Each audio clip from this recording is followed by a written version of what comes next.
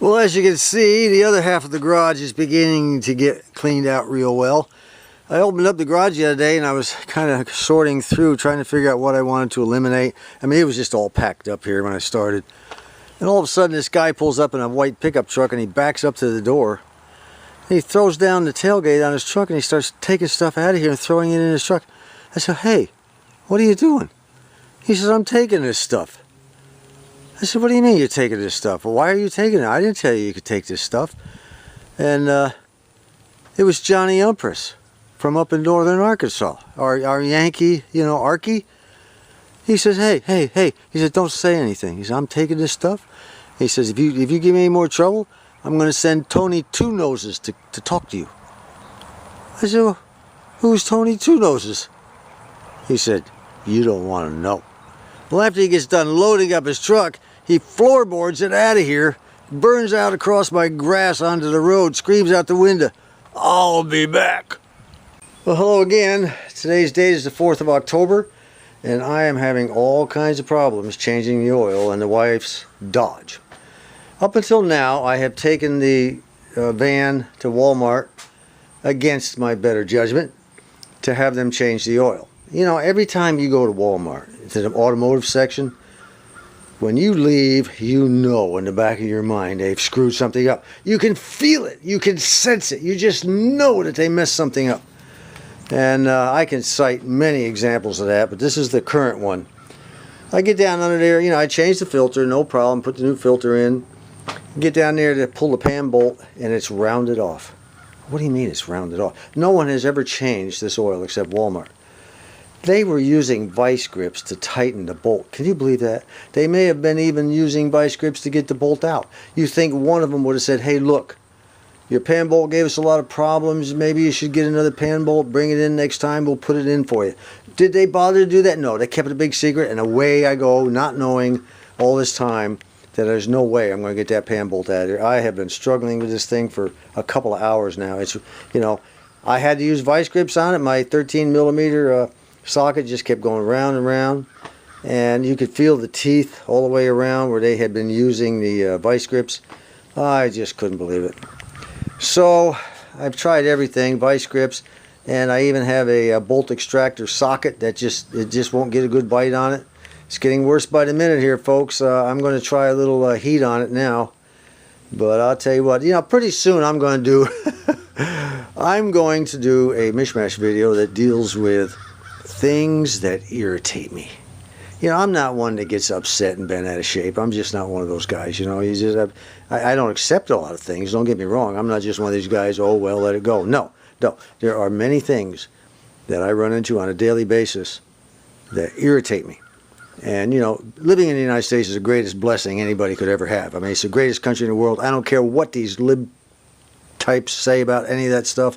You know, most of these guys that are trying to destroy our country have never even been out of our country. They've always been in their little world somewhere in the borders of the United States. I've been all over the world. I can tell you, I know for a fact, the United States is the best place. So I don't do a lot of complaining about our country. However, there are things that irritate me, and it's not our country. It's the people in them. So I'm going to have to heat that pan bolt right now. And I've got to get this done. I've got to go to a birthday party in a couple hours. All right, I'm going to go ahead and use this MAP Pro gas I bought quite a while. It's hotter than the blue can, but I'm not going to be down there forever. You know, I'm going to get that thing warmed up. I'm not going to heat it to where it's glowing hot. I'm going to get it warmed up. Hopefully the rubber gasket between the bolt and the pan will soften up enough where I can get that thing to crack loose. If not, I'm just going to go ahead and leave the bolt in. We'll go ahead and go to the birthday party and worry about it later tonight or tomorrow.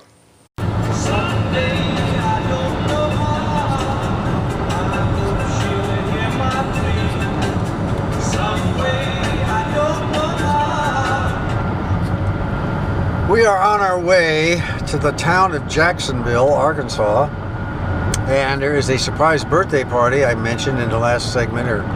It will be for our granddaughter-in-law. Her name is Tanya.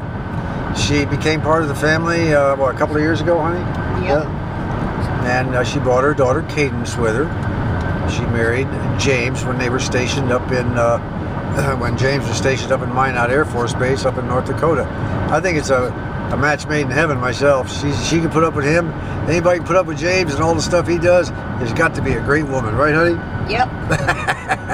So we're on our way to go see them, and she doesn't know that there's going to be a little birthday party for her. It's let me see, it is about 1:30 right now. She'll be home about 2:30. So it's it'll kind of be a nice surprise for her and her daughter Cadence, I think.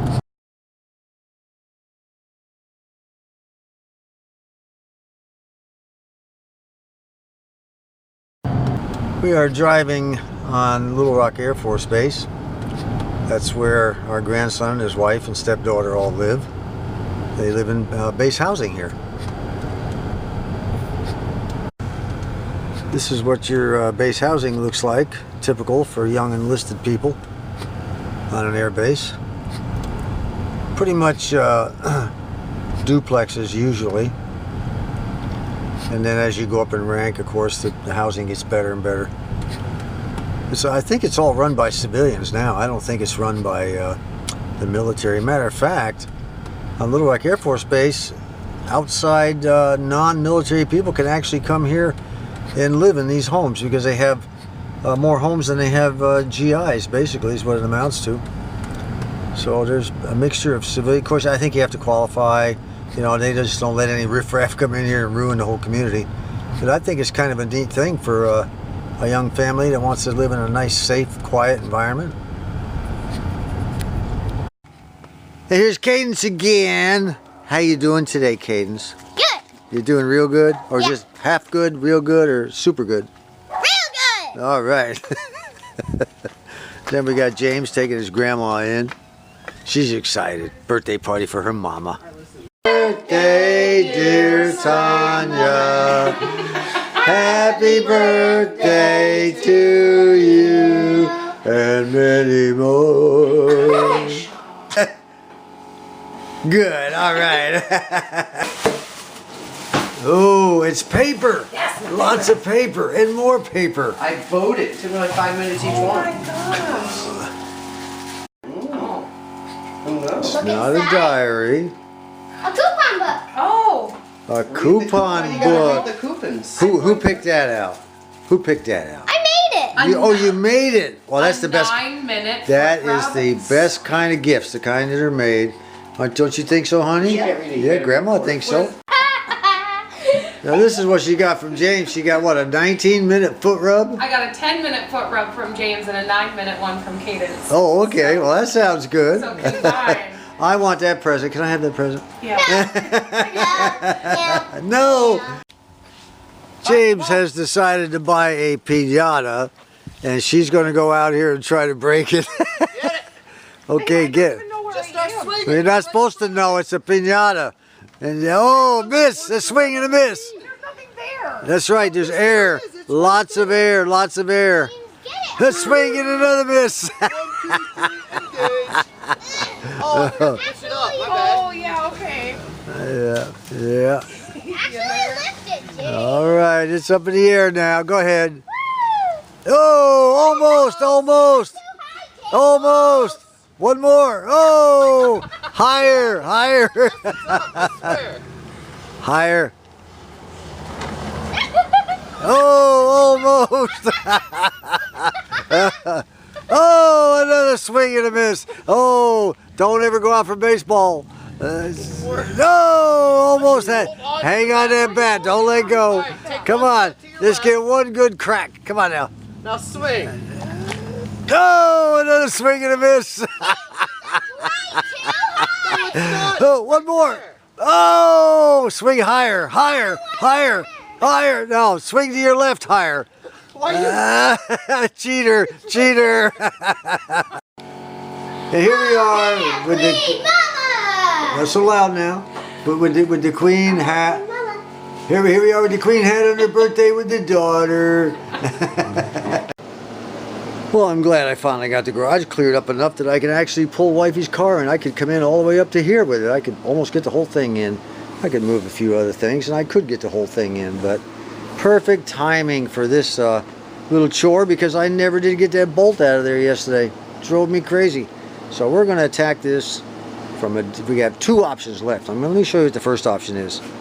This is the bolt I'm going to be replacing the one under there with. The one under there was 13 millimeters, had a bolt head of 13 millimeters, well, which is way too small for my, druthers.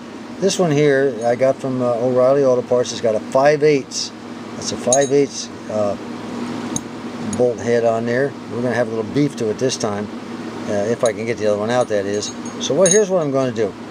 I'm going to take this moto tool with this cutting wheel, this really cool cutting wheel, and I'm going to go under the car, and the flange, this flange right here, is a lot thinner on the one that's on the car now. By flange, I'm talking about this right here. It's a lot thinner than this one, so I should be able, the way I got it figured, my brilliance coming in again, I think I can take this cutting wheel and cut straight across like so, on top and one on bottom. So I have now and that'll give me more gripping surface to grab a hold of it with the vice grips. And I'm almost certain I'll have enough to break it loose. And I'll of course go ahead and heat it. One of the problems with heating it is, yeah, it's heating it up, but you don't want to go crazy. But at the same time, the oil inside the crankcase is absorbing a lot of the heat, so I'm not really getting as much heat as I'd like. But that's just the way it goes, So anyway, hopefully I can cut top, bottom of the flange off. Leave the rest of the flange on both sides. I may have to cut them off later if this one doesn't work. But it's a lot thinner, so it shouldn't be too difficult. The only problem I'm going to have is right here is a little rubber gasket, of course, and then the oil pan. So I don't want to cut too deeply. I'd like to cut, maybe almost all the way through it, and then just take a little thin screwdriver and put behind it and bend it and move it back and forth till it pops off. I don't want to go all the way through with the cutting wheel and hit the oil pan. But it's probably going to happen anyway, so let's get to it. Well, let's check on Tom, our student, to see how well he's doing. Well, how are we doing, Tom? We're just plodding along. We're just plugging along, huh? Say hi to all your YouTube fans out there, especially Sky Carl, your brother. Say hi, Carl. Carl? How's it going? Oh, he don't know. He just kind of plods along like the rest of us. None of us know what's going on. Well, have you got it fixed yet? Almost. That's what I like to hear. I'm this close. That's right. No negative vibes in my shop, right? And I got a strange happening here. Ah. Yeah, you know what that's called? Static or micro. Oh, it's not really microphonics. Microphonics is if you tap a tube and it makes noise internally, Over here. Yeah, you've got a bad connection somewhere. Alright, here we go. I've got a jack stand underneath here. I've got the right tire up off the ground with the jack. So I've got a jack holding it. I've got the jack stand up. The tire is there in case it were to come down, which it won't. I've got it in gear with the emergency brake on. Now I feel safe enough to go underneath there and grind on that bolt head. One more thing, since I'm going to be doing some cutting, there's going to be lots of sparks and little pieces of metal flying everywhere. Make sure you wear goggles, safety goggles. Don't think a pair of eyeglasses is going to do the trick, because it won't. Cover your eyeglasses with the goggles. You only have two eyes. Don't mess them up, especially if you're young. You got to go through the rest of your life with an eye problem because you didn't wear goggles. You don't want that to happen. Well, it's not working so far, but I did manage to get one of the flanges cut all the way through, almost all the way through, and I have it bent up against the side of the bolt, but that's as far as it's going to go. For some reason, I can't get it. I don't have a pair of pliers thin enough or strong enough to actually get in there and start flexing it back and forth. I think what's going to start happening here is I'll wind up ruining the hole in the pan that the bolt goes through. I'd be willing to bet money that's what's going to be the end result. But drive on.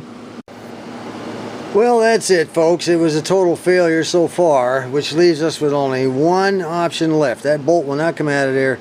It appears to have not only been put in there with vice grips, but it also appears that it was cross-threaded. So that's probably why they used vice grips on it, to get it that last few tugs, because it was cross-threaded. Typical moron behavior These guys they call themselves mechanics. They're not even close. Okay, so what we're going to have to do, it only leaves me with one final option. We're going to have to drop the oil pan. Fortunately for me, though, on this car, it's a small little pan, probably no bigger than that right there. It's about that thick. It's not even a big pan like you and I would know it from years ago. And every single bolt is accessible. So all I got to do is hook up the old drill and put a little socket on the end. Bzz, bzz, bzz. The biggest problem is going to be getting it down without getting oil everywhere. So, you know, you take down one corner, kind of crack it loose, and hopefully it'll drain inside there. If not, you got a big old tarp or something underneath it to keep the oil from going everywhere. Let's see if I can pull that one off. Just to show all our old timers in particular how easy removing the oil pan in this engine is going to be, this is it right here. The bolts go all the way around, nothing blocking them at all. It's just amazing, almost like the transmission pan. Just drop it right on down. Well, all the bolts are out of, you know, from this side. There's a nut and a bolt on the corner here, but all the way around, all the way down. I took them all the way out, down to this corner here. So what I'm going to try to do now is to get a screwdriver or a putty knife or something in there and kind of crack a little space. Get that oil flowing out of there on top of a oil collecting pan I have. Ooh, I'm going to be out from underneath it, you can bet. But I have this big old tarp down here, not a problem. I don't know if it'll hold 6 quarts of oil, but hopefully it'll pick up the drippings. Well, this is going to be a job for my ball-peen hammer. What I'm going to do is take this little screwdriver, I'm going to poke a little hole between the pan and the block, and kind of get a little separation going. Then I'm going to take this little chisel and get in there without chiseling the block or the pan, just kind of just give it a little bit of wedge there, see? Kind of crack it open enough where it starts to drip. Once it starts to run, then I'm going to leave. I'll probably take this and put it back in. Then go in and get a cup of coffee until it drains down as far as it's going to drain. And, you know, I'll tell you what, before this is over, I'm probably going to have to buy a new oil pan anyway. But you want to be careful. You don't want to be bending the lip down on that oil pan too much. You'll almost never get it sealed again. You'll never be able to straighten it out to where it'll seal again unless you put tons of sealer in it. And that's always not a good idea. So I'm going to need a new gasket. Probably going to need a new oil pan before it's over. Alright, we're beginning to get the crack open. A few more taps, then I can put the chisel in there. Alright, she's draining. It'll only drain down to the top of the pan anyway, but I got to get as much out of there as I can before loosening up any of the other bolts. And fortunately, it's all going inside the pan here. There's nothing on the ground yet. So, I would say it is coffee time. Okay, folks, the old pan is down. We did pretty good. We almost had no dripping on the tarp. It was a kind of a drawn-out process, slow but sure. You know, bring it down, bring it down, bring it down. Finally got that. That's my oil. What do they call it? They call it oil change pan. It's full though. All right, here's the drain plug on the inside, and I'll show you what I've been contending with on the outside. Check this out. Can you believe that? Let me zoom in here. Every time I put the wrench on it or I put the vice grips on it, that is a really soft bolt. This is where I was cutting with the moto tool and the cutting blade. I'm going to heat it again, and if it doesn't come out this time, I'm just going to have to order a new pan. That's all there is to it. I mean, it doesn't bother me a bit. We'll do what we got to do. Got to get the car back up. With no oil to absorb the heat, it may decide to break loose on me, but if it's been cross-threaded, it won't matter either way. Well, I'm happy to say it finally worked. Holy mackerel, I had to heat both the inside and outside up until it was practically glowing red. And then when I finally got a really good bite on it again with the vice grips, it finally cracked loose. I mean, it didn't come loose. It came loose with a crack. So I'm telling you, at least when I did my sawing, you can see right there where I cut off that flange. I was kind of hoping to be able to get a good bite on it. Didn't work, but I didn't cut into the oil pan at all. Maybe a couple of scratches up in this area. No, it would have been, yeah, it would have been in this area here. A couple of scratches. We'll shine it. We'll you know, sand that all down and paint it. Let it cool down for now. Right now, I'm going to have to go down and see if I can't. I'm going to let it cool down for a while, then go down to O'Reilly, see if I can't get a pan gasket. Well, here's our gasket, and I went ahead and sanded down this thing.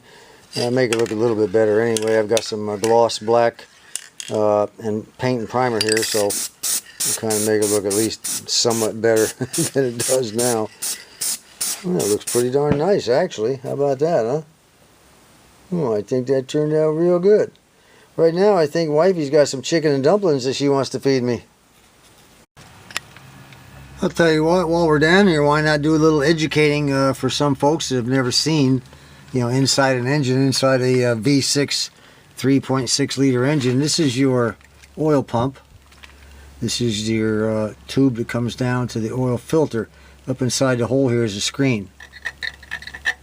And it just pumps the oil out of the crankcase, out of the oil pan, up through and up to the top of the engine. That's all there is to it. Nothing to it. If that screen ever gets clogged and the pump can't pump the oil to the top of the engine and where it's supposed to go, you got big time problems. And then whenever you pull your dipstick, there it is right there. It just sticks down in the oil. Nothing to it. Well, that's it. Job done. Until next time, this is John. We got one more thing. Anybody interested in buying a used pan bolt? It has a few nicks and digs and grind marks and things like that, but they'll buff out.